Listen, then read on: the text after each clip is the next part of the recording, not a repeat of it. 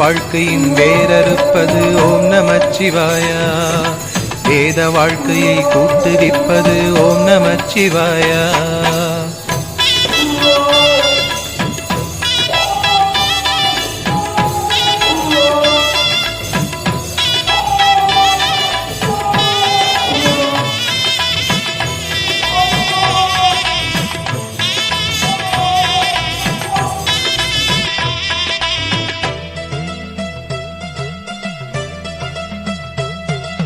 காலனை காலெத்தியே விடும் ஓம் நமச்சிவாயா.